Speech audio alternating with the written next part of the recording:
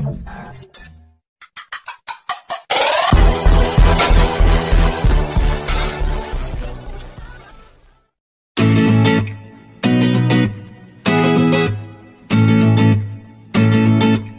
teman-teman, selamat datang di Fraction ID, memberikan edukasi kimia yang bermanfaat yang pastinya ada di dalam kehidupan sehari-hari. Pada kali ini saya akan menjelaskan tentang pola-pola fragmentasi senyawa kimia di spektrofotometri massa untuk semua fragmentasi nitril part yang ke-13. Untuk teman-teman yang ingin menonton video part 1 sampai ke-12, teman-teman bisa cek video sebelumnya. Untuk teman-teman yang ingin menonton video tentang spektrofotometri massa mulai dari dasar-dasarnya hingga contoh-contohnya yang banyak sekali teman-teman bisa nonton dengan mengklik playlistnya, judulnya itu spektrofotometri massa atau MES-spektro. Fragmentasi nitril. Pertama, peak ion molekul nitril alifatik mungkin lemah atau tidak ada, sedangkan peak ion molekul nitril aromatik kuat. Adanya nitrogen bisa menggunakan the nitrogen rule atau aturan nitrogen. Teman-teman bisa cek video sebelumnya dengan mengklik videonya di pojok kanan atas atau mengklik videonya di deskripsi video. 2. Fragmentasi M-1 atau kehilangan hidrogen. Di sini kita bisa lihat struktur dari nitril, kehilangan hidrogen di C alfanya. Nanti hidrogennya jadi radikal. Ketiga, pembelahan alfa. 4. Kehilangan asam cyanida atau HCN. Sering diamati, peaknya itu M dikurang 27. Nitril aromatik juga dapat menunjukkan hilangnya cyanida atau massa dikurang 26.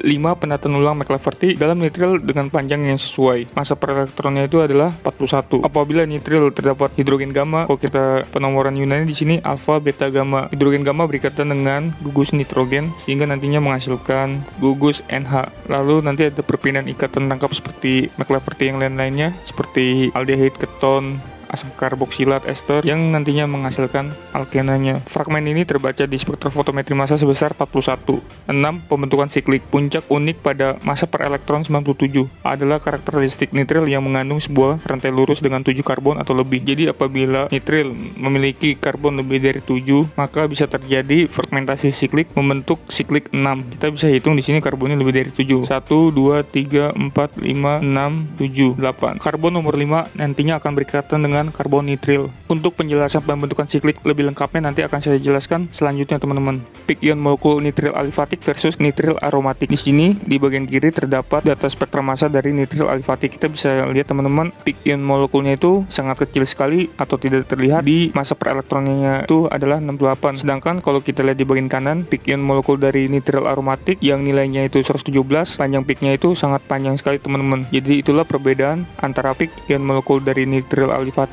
dan nitril aromatik.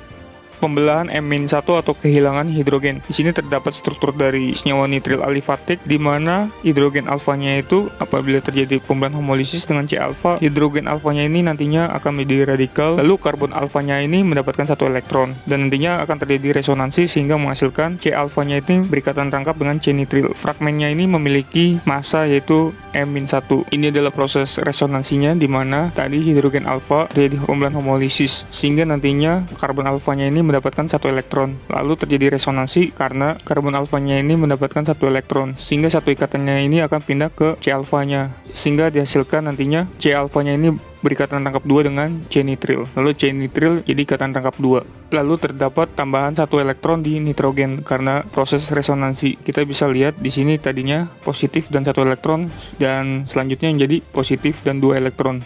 Pembelahan alfa. Nitril alifatiknya ini bisa terjadi pembelahan alfa antara C nitril dengan C alfa. Misal terjadi pembelahan homolisis di sini sehingga nanti menghasilkan nitril dan alkilnya. Apabila nitril ini terbaca di spektrofotometri massa, maka peaknya itu sebesar 26 nilai massa per elektronnya dan kelimpahannya itu atau evidence-nya 5%. Jadi peaknya sangat kecil sekali teman-teman. Sedangkan kalau alkilnya itu kalau misal terbaca itu sekitar 71 massa per elektronnya dan kelimpahannya itu kecil sekali 1%. Berarti nanti puncaknya kecil dan sampai tidak terlihat. Pembelahan alfa selanjutnya adalah C alfa dan alkilnya. Misalnya di sini terjadi pembelahan, ini kan ikatan tunggal, berarti kemungkinan pembelahannya itu adalah hemiheterolisis. Jadi nanti alkilnya itu menjadi karbokation dan nilai fragmennya itu ganjil. Dan yang C alfanya ini akan menjadi radikal. Kalau misalnya kita hitung jumlah nilai massanya itu adalah genap. Kehilangan HCN atau asam sianida mirip seperti kehilangan H2O atau air di fragmentasi alkohol, di mana hidrogen alfa berikatan dengan sianida menjadi asam sianida. Jadi di sini terdapat struktur nitril di mana hidrogen alfanya ini akan berikatan dengan gugus nitrilnya, sehingga nanti akan dihasilkan alkil yang menjadi karbokation dan asam sianida yang menjadi radikal. Alkilnya ini masanya itu adalah M dikurang 27. Penataan ulang McLafferty. Senyawa nitril ini apabila terdapat hidrogen gamma, misalnya kita nomorin Yunani di sini mulai alfa, beta, gamma. Hidrogen gamma akan berikatan dengan nitrogen, lalu nanti terjadi pembelahan di antara karbon-karbonnya seperti pembelahan pada umumnya, di mana hidrogen tadi berikatan dengan nitrogen menghasilkan gugus NH, lalu C rangkap 3N-nya ini satu ikatannya terlepas sehingga membentuk sebuah alkena, lalu terjadi pemutusan sehingga menghasilkan alkena. Fragmen NH-nya ini terbaca di spektrofotometri massa sebesar 41 massa per elektronnya. Lalu fragmen ini terjadi resonansi di mana satu ikatannya ini menjadi 2 elektron ke nitrogen, sehingga karbonnya menjadi positif karena diambil 2 elektron semuanya ke nitrogen. Contoh penataan ulang McLafferty. Jadi senyawa heksanitrilnya ini bisa mengalami penataan ulang McLafferty, di mana kalau kita nomorin Yunani di sini alfa, beta, gamma. Hidrogen gamma akan berikatan dengan nitrogen dan menghasilkan gugus NH dan alkena karena perpindahan dari ikatan rangkap 3-nya ini menjadi di sebelahnya karbon-karbon ini, teman-teman. Lalu terjadi pemutusan sehingga menghasilkan alkena. Fragmen NH-nya ini terbaca di spektrofotometri massa sebesar 41. Kelimpahan atau tinggi puncaknya itu sampai 100%, yang nantinya menghasilkan puncak yang tinggi sekali, teman-teman. Lalu menghasilkan alkena. Alkenanya ini apabila terjadi pembentukan karbokation maka menghasilkan peak sebesar 56 massa per elektronnya dan puncaknya itu tingginya sebesar 4% atau kecil sekali, teman-teman.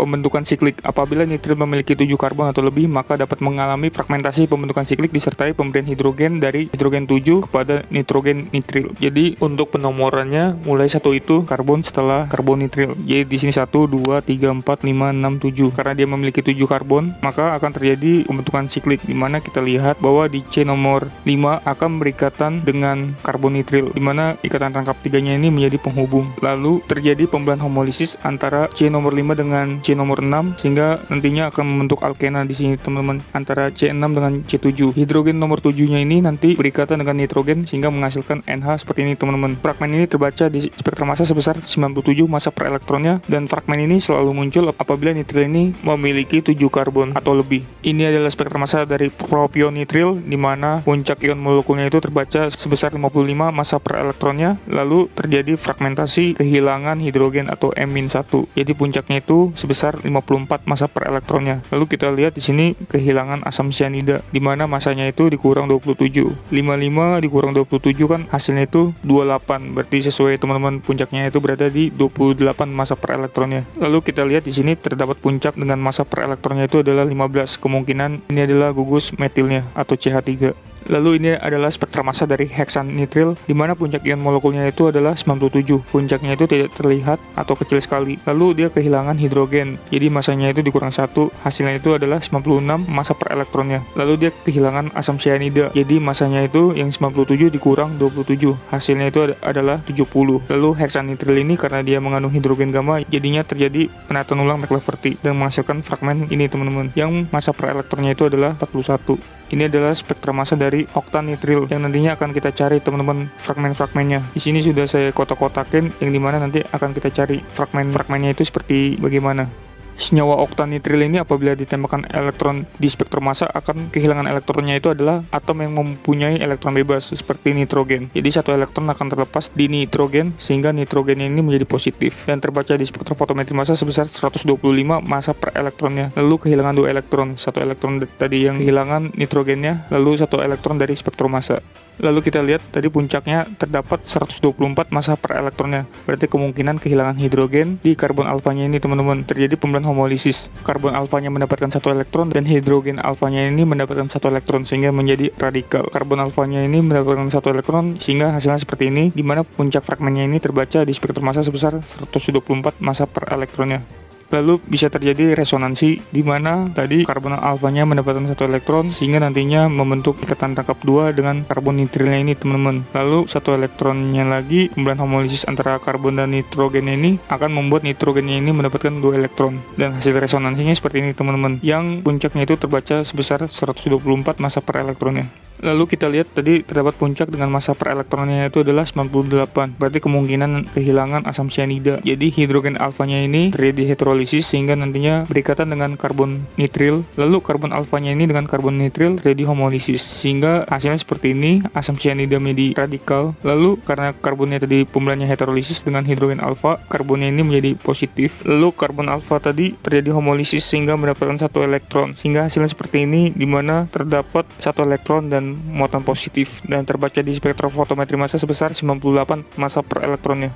Lalu terdapat peak atau puncak dengan nilai massa per elektronnya itu adalah 85. Berarti kemungkinan terjadi pembelahan di sini teman-teman. Jadi nantinya alkilnya ini atau heksilnya ini terbaca di spektrofotometri massa, yaitu caranya dengan hemiheterolisis sehingga yang muatan positif di bagian sini dan yang di sini bagian elektronnya yang nantinya terjadi homolisis diberikan ke karbon alfanya ini teman-teman, sehingga nanti gugus nitrilnya ini menjadi radikal dan heksilnya ini terbaca di spektrofotometri massa sebesar 85 massa per elektronnya. Lalu oktan nitril ini bisa terjadi penataan ulang McLafferty karena mengandung hidrogen gamma. Kalau misalnya kita nomorin Yunani di sini alfa, beta, gamma. Hidrogen gamma akan berikatan dengan nitrogen sehingga nantinya menghasilkan gugus NH. Lalu terjadi pembelahan hidrolisis di karbon-karbonnya sehingga nantinya menghasilkan alkena. Fragmen NH-nya ini terbaca di spektrofotometri massa sebesar 41 massa per elektronnya. Lalu alkenanya ini apabila terjadi karbokation, maka ikatan tangkap 2-nya ini akan terionisasi dan hasilnya akan seperti ini teman-teman. Ikatan tangkap tadi satu ikatannya menjadi positif dan elektron dan terbaca di spektrofotometri massa sebesar 84 massa per elektronnya.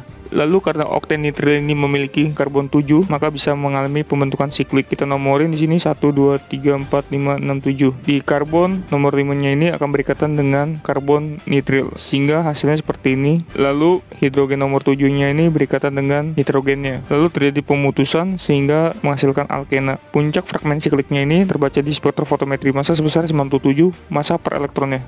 Lalu alkenanya ini apabila terionisasi dan terbaca di spektrofotometri massa, maka puncaknya itu adalah 28 massa per elektronnya, di mana ikatan tangkapnya tadi satu ikatannya terionisasi menjadi positif dan elektron. Lalu kita lihat tadi ada puncak dengan nilai massa per elektronnya itu adalah 29. Berarti kemungkinan gugus etilnya ini terbaca di spektrum massa. Caranya itu adalah hemiheterolisis sehingga kita buat di sini positifnya, nanti etilnya biar terbaca dan satu elektron di sini yang nantinya membuat bagian kanannya ini menjadi radikal dan etilnya ini menjadi positif dan terbaca di spektrofotometri massa sebesar 29 nilai massa per elektronnya. Sekian dari saya tentang pola-pola fragmentasi senyawa kimia di spektrofotometri massa untuk semua fragmentasi nitril part yang ke-13. Untuk teman-teman yang ingin referensi materi videonya, teman-teman bisa klik linknya ada di deskripsi video. Untuk teman-teman yang masih ada pertanyaan seputar video ini, teman-teman bisa tulis pertanyaan teman-teman di kolom komentar. Dan apabila video ini bermanfaat, teman-teman bisa klik like dan share ke teman-teman kalian agar teman-teman kalian juga mendapatkan manfaat dari video ini. Sekian dari saya ucapkan terima kasih.